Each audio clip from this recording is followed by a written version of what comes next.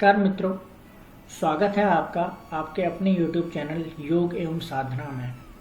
तो आज हम अपने मंत्रों और श्लोकों के अर्थ को जानने की अगली कड़ी में देखेंगे भगवान श्री राम के एक प्रमुख मंत्र को, जो कि रामचरितमानस में अयोध्या कांड में वर्णित है।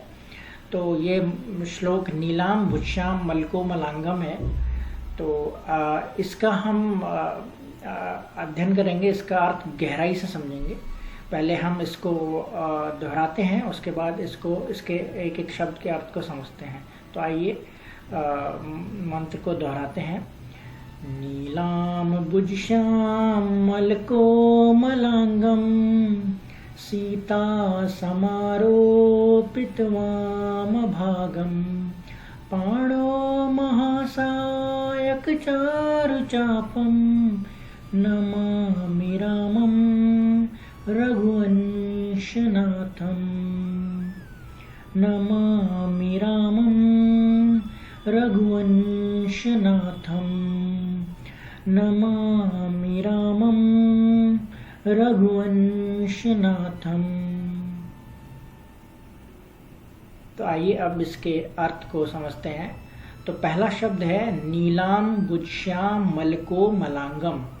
तो ये बहुत बड़ा शब्द है। तो इसका अगर हम संधि विच्छेद करते हैं तो नील धन अम्बुज श्यामल को मलांगम। तो इस तरीके से हो जाएगा कि नील अर्थात नीला अर्थात रंग है नीला, अम्बुज कमल को कहा जाता है। तो नीले कमल के समान श्याम अर्थात कृष्ण को जैसे श्याम बोला जाता है। तो हम ये सांवले या काले को कहा जाता है, तो सांवले हम कह सकते हैं यहाँ पर। तो श्याम मलको मलांगम, तो कोमल जिनके अंग हैं। कोमल धन अंगम, तो संधि दो शब्दों का संधि विच्छेद करेंगे तो कोमल धन अंगम। तो इसका अर्थ ये निकलेगा कि नीले कमल के समान श्याम और कोमल जिनके अंग हैं। नीलाम भुज्याम मलको मलांगम।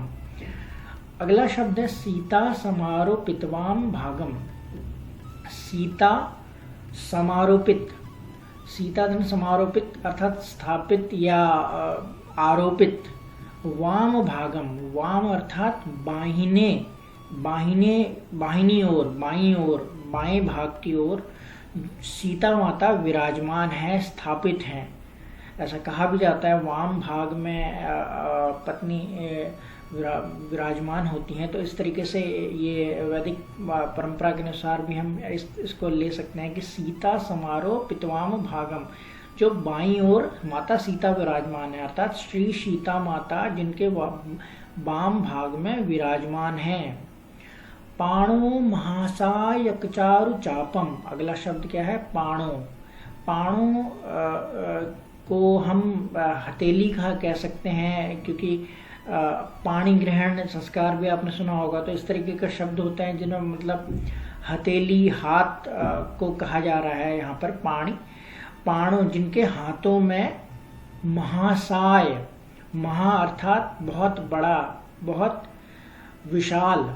सायक, सायक कहा जाता है बाण को, सायक कहते हैं तीर को या बाण को। चारु चापम, चारु अर्थात अति सुंदर, चारु चापम। चापम होता है धनुष को कहा जाता है। तो जिनके हाथों में बाण है, महा विशाल बाण है और सुंदर चारु चापम, सुंदर धनुष है। आप देख सकते हैं जो इमेज है उसमें भी देखा गया है कि देख सकते हैं आप कि इनके पीछे जो तरकश है उसमें तुणीर भी कहते हैं, जिसे उसमें बाण है और उनके बाएं हाथ में धनुष है जो चापम है, सुंदर चारु चापम। सो इस तरीके से हो जाएगा कि जिनके हाथों में अमोघ बाण और सुंदर धनुष है। नमामि रामम रघुवंशनाथम। नमामि अर्थात मैं वंदना करता हूँ, मैं नमन करता हूँ।